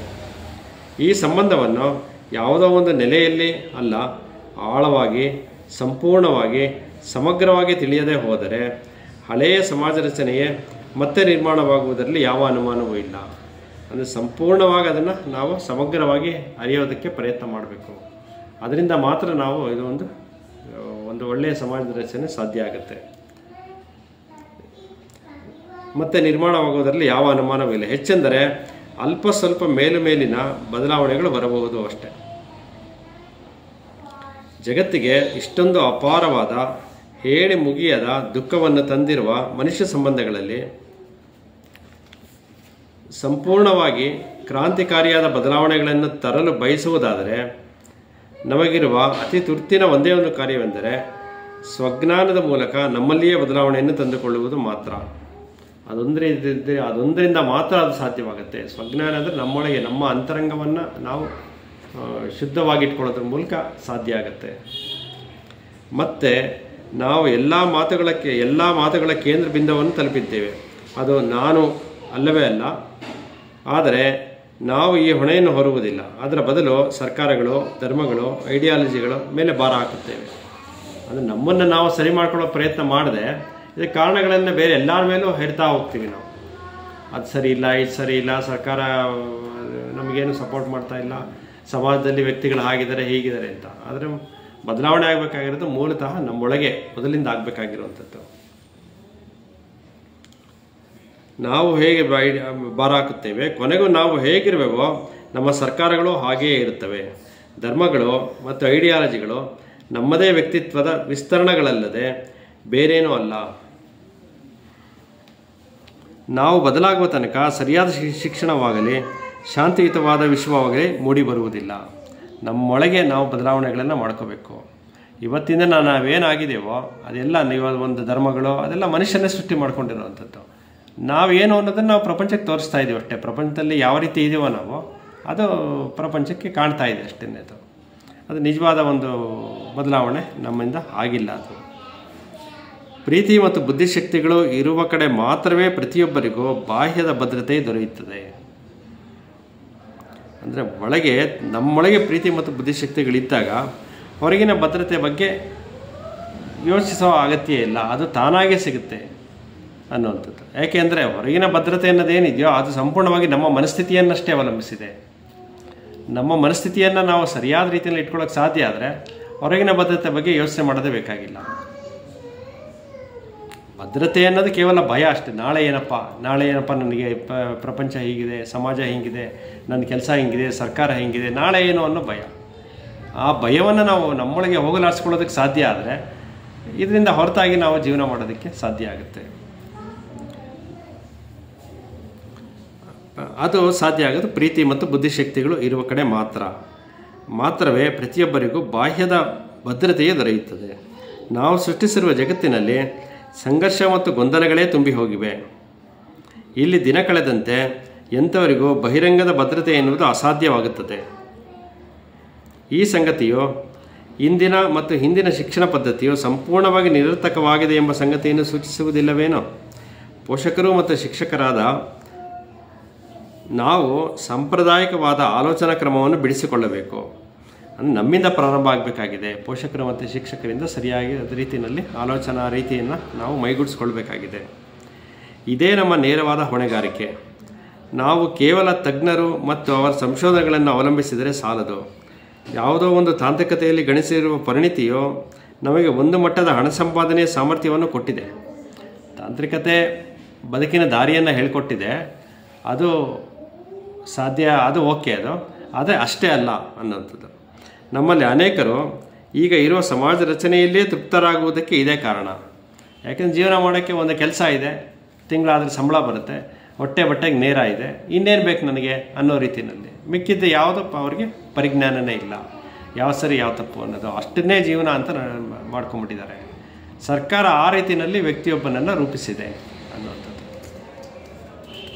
ಆದರೆ ನಿಜವಾದ ಶಿಕ್ಷಕನು ಕೇವಲ ಸರಿಯಾದ ಶಿಕ್ಷಣ, ಸರಿಯಾದ ಜೀವನ ಮತ್ತು ಸರಿಯಾದ ಜೀವನ ನಿರ್ವಹಣೆಯಲ್ಲಿ ಆಸಕ್ತನಾಗಿರುತ್ತಾನೆ. ನಿಜವಾದ ಶಿಕ್ಷಕನು ಅಥವಾ ನಿಜವಾದ ಶಿಕ್ಷಣವನ್ನು ಹೊಂದಿದವನು ಈ ಒಂದು ಸರಿಯಾದ ಮಾರ್ಗವನ್ನು ಮಾರ್ಗದ ಕಡೆ ಚಲಿಸೋ ಕಡೆ ಅವನ ಆಸಕ್ತಿ ಇರುತ್ತೆ ಅನ್ನುವಂಥದ್ದು. ಈ ವಿಷಯಗಳಲ್ಲಿ ನಾವು ಬೇಜವಾಬ್ದಾರಿಯನ್ನು ತೋರಿಸಿದಷ್ಟು ಸರ್ಕಾರದ ಅತಿಕ್ರಮಣವು ಜಾಸ್ತಿ ಆಗುತ್ತದೆ. ಅಂದರೆ ನಮ್ಮಲ್ಲಿ ನಾವು ಯಾವುದೇ ಪ್ರಯತ್ನ ಮಾಡದೇ ಇದ್ದರೆ, ನಮ್ಮ ಆಂತರಿಕ ಬೆಳವಣಿಗೆಗೆ ನಮ್ಮ ಪ್ರಯತ್ನ ಮಾಡದೇ ಇದ್ದರೆ, ಸರ್ಕಾರ ತನ್ನ ಹಿಡಿತದಲ್ಲಿ ಹೆಚ್ಚು ಹೆಚ್ಚು ಇಟ್ಕೊಳ್ಳೋಕ್ಕೆ ಪ್ರಯತ್ನ ಪಡ್ತಾ ಹೋಗುತ್ತೆ ಪ್ರತಿಯೊಬ್ಬರನ್ನು. ಅದು ತಾನೇ ಎಲ್ಲ ಜವಾಬ್ದಾರಿಗಳನ್ನು ವಹಿಸಿಕೊಂಡು ಬಿಡುತ್ತದೆ. ಆವಾಗ ಮನುಷ್ಯನಿಗೆ ಏನು ಕೆಲಸನೇ ಇಲ್ಲ ಅನ್ನೋ ಥರ ಯೋಚನೆ ಮಾಡೋದಕ್ಕೆ ಬಿಡಲ್ಲ. ಆ ರೀತಿಯಲ್ಲಿ ಒಂದು ಜೀವನವನ್ನು ರೂಪಿಸಿಬಿಟ್ಟಿದೆ. ಆಗ ನಾವು ಎದುರಾಗುವುದು ಕೇವಲ ರಾಜಕೀಯ ಮತ್ತು ಸಾಮಾಜಿಕ ಬಿಕ್ಕಟ್ಟಿನೊಂದಿಗೆ ಅಲ್ಲ, ಬದಲಾಗಿ ನಾವು ಎದುರಿಸುವುದು ಮನುಷ್ಯನ ಅವನತಿಯ ಬಿಕ್ಕಟ್ಟು. ಎದುರುಗಡೆ ನಾವು ಒಂದು ಸಾಮಾಜಿಕ ಬಿಕ್ಕಟ್ಟನ್ನು ಎದುರಿಸ್ತಾ ಇರ್ತೀವಿ, ಆದರೆ ಅದು ಕೊನೆಗೆ ಎಲ್ಲಿಗೆ ಹೋಗಿ ನಿಲ್ಲುತ್ತೆ ಅಂತಂದರೆ ನಮ್ಮ ಅವನತಿಯೇ ಅದಕ್ಕೆ ಕಾರಣ ಆಗುತ್ತೆ ಕೊನೆಗೆ. ಇದ್ದಿದ್ದರೆ ಅದನ್ನು ಯಾವುದೇ ರಾಜಕೀಯ ಪಕ್ಷವಾಗಲಿ ಅರ್ಥವ್ಯವಸ್ಥೆಯಾಗಲಿ ತಪ್ಪಿಸಲಾರದು. ಆ ಸ್ಥಿತಿ ಮುಟ್ಟಿದಾಗ ಏನು ಮಾಡೋಕ್ಕಾಗಲ್ಲ. ಏನಾರು ಮಾಡಬೇಕು ಅಂತಿದ್ರೆ ಇವಾಗಿನ ಸ್ಥಿತಿನಲ್ಲೇ ಮಾಡಬೇಕು ಅದನ್ನು. ಅದಕ್ಕಿಂತ ಇನ್ನು 2 ಪ್ಯಾರಾಗ್ರಾಫ್ ಆದರೆ ಈ ಅಧ್ಯಾಯ ಮುಗಿಸ್ಕೊಂಡು ಇನ್ನೊಂದು 10 ಪೇಜ್. ಆದ್ದರಿಂದ ಹೆಚ್ಚು ಪರಿಣಾಮಕಾರಿಯಾದ ಇನ್ನೊಂದು ಆಪತ್ತು ಹತ್ತಿರ ಬರುತ್ತಿದೆ. ನಮ್ಮಲ್ಲಿ ಬಹುಪಾಲು ಜನರು ಈ ಬಗ್ಗೆ ಏನೂ ಮಾಡುತ್ತಿಲ್ಲ. ನಾವು ಪ್ರತಿಯೊಂದು ಹೊಸ ದಿನವನ್ನು ಚಾಚೂ ತಪ್ಪದೆ ಅದರ ಹಿಂದಿನ ದಿನದಂತೆಯೇ ಕಳೆಯುತ್ತಿದ್ದೇವೆ. ನಿನ್ನೆ ನಾವು ಹೇಗೆ ಕಳೆದೋ ಇವತ್ತಿನ ಹಾಗೆ ಕಳೀತಿದ್ದೇವೆ. ಅಂದರೆ ನಮ್ಮಲ್ಲಿ ಯಾವುದೇ ಒಂದು ಬೆಳವಣಿಗೆಯ ಒಂದು ಚಿಂತನೆ ನಡೀತಾ ಇಲ್ಲ. ನಾವು ನಿನ್ನೆಗಿನ್ನ ಇನ್ನೂ ಉತ್ತಮವಾಗಿ ಜೀವನ ಮಾಡಬೇಕು, ಇವತ್ತಿಗಿನ್ನ ಇನ್ನೂ ಉತ್ತಮವಾಗಿ ಜೀವನ ಮಾಡಬೇಕು ಅನ್ನೋದಿಲ್ಲ. ನಿನ್ನೆ ನಾವು ಸುಖವಾಗಿ ಜೀವನ ಮಾಡಿದ್ದೀವಿ, ಅದೇ ಥರನೇ ಇವತ್ತು ಇದ್ಬಿಡ್ತೀವಿ, ಅದೇ ಥರ ನಾಳೆನೂ ಇದ್ಬಿಡ್ತೀವಿ ಅನ್ನುವಂಥ ಮನಸ್ಥಿತಿನ ಇವತ್ತಿನ ಒಂದು ಸಮಾಜ ಇಟ್ಕೊಂಡಿದೆ. ಇಲ್ಲಿ ಬೆಳವಣಿಗೆ ಬಗ್ಗೆ ಯಾವುದೇ ಅಂದರೆ ತನ್ನ ಆಂತರಿಕ ಬೆಳವಣಿಗೆ ಬಗ್ಗೆ ಚಿಂತೆ ಇಲ್ಲ. ಅವನ ಚಿಂತೆ ಎಲ್ಲ ಬಾಹ್ಯ ಬೆಳವಣಿಗೆ ಬಗ್ಗೆ ಯೋಚನೆ ಮಾಡ್ತಾನೆ. ಅವನು ನಿರಂತರವಾಗಿ ಸುಖವಾಗಿರೋದನ್ನು ಯೋಚನೆ ಮಾಡ್ತಾನೆ ಅಷ್ಟೇ. ನಾವು ಅಂಟಿಸಿಕೊಂಡಿರುವ 10 ಹಲವು ತಪ್ಪು ಮೌಲ್ಯಗಳನ್ನು ಕಿತ್ತೆಸೆದು ಎಲ್ಲವನ್ನು ಹೊಸದಾಗಿ ಮೊದಲು ಮಾಡಲು ನಮಗೆ ಇಷ್ಟವಿಲ್ಲ. ಹೊಸದಾದ ಮೌಲ್ಯಗಳು ಏನು ಮೌಲ್ಯಗಳಿಗೆ ಇವತ್ತು ಬೆಲೆ ಇಲ್ವೋ ಆ ಮೌಲ್ಯಗಳ ಬಗ್ಗೆ ಯೋಚನೆ ಮಾಡೋಕ್ಕೆ ಅವನಿಗೆ ಪುರ್ಸೊತ್ತಿಲ್ಲ. ಯಾವ ಸರಿ ಯಾವ ತಪ್ಪು ಅನ್ನೋಂಥದ್ದು ಹೊಸವಾದ ಮೌಲ್ಯಗಳ ಬಗ್ಗೆ ಚಿಂತನೆ ನಡೆಸಿ ಅದನ್ನು ಮೈಗೂಡಿಸ್ಕೊಳ್ಳೋದ್ರ ಬಗ್ಗೆ ಅವನಿಗೆ ಯಾವ ಆಸಕ್ತಿನೂ ಇಲ್ಲ. ನಾವು ಮಾಡಬಯಸುವುದು ಕೇವಲ ಹರಕುಮುರುಕು ರಿಪೇರಿಗಳನ್ನು, ಅರೆಬರೆ ಸುಧಾರಣೆಗಳನ್ನು. ನಾವು ನಮ್ಮನ್ನು ಇನ್ನಷ್ಟು ಸುಧಾರಣೆಗಳನ್ನು ಬಯಸುವ ಹೊಸ ಸಮಸ್ಯೆಗಳ ಕಡೆ ಕರೆದೊಯ್ಯುತ್ತೇವೆ.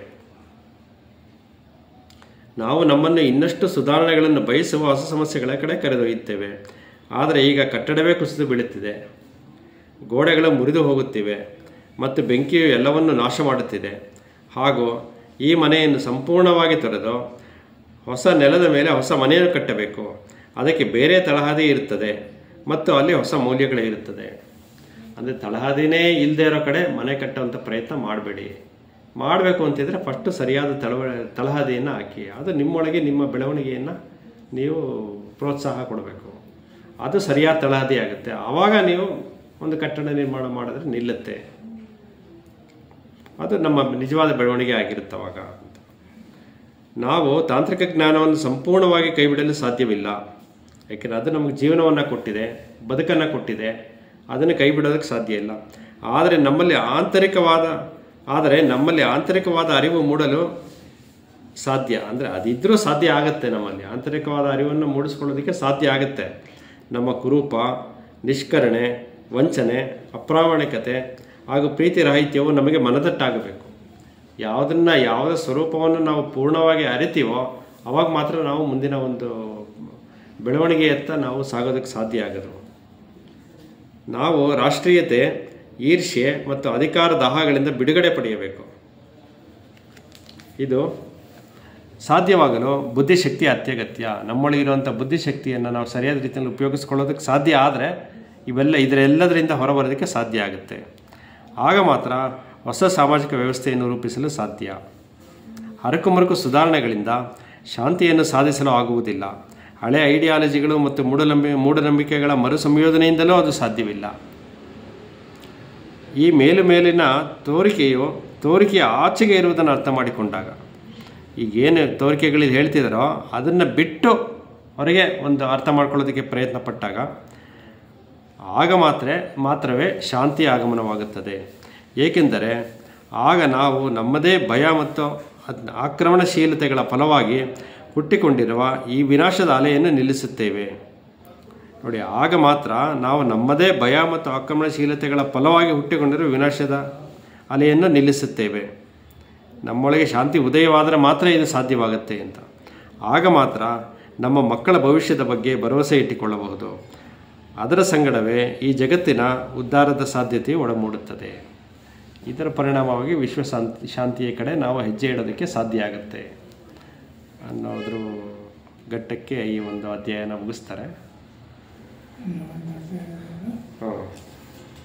ಶಿಕ್ಷಣ ಮತ್ತು ವಿಶ್ವಶಾಂತಿ ಅನ್ನೋ ಒಂದು ವಿಚಾರದ ಬಗ್ಗೆ ಮುಗೀತು. ಮುಂದಿನ ತರಗತಿಯಲ್ಲಿ ಮುಂದಿನ ಅಧ್ಯಾಯನ ಶುರು ಮಾಡೋಣ.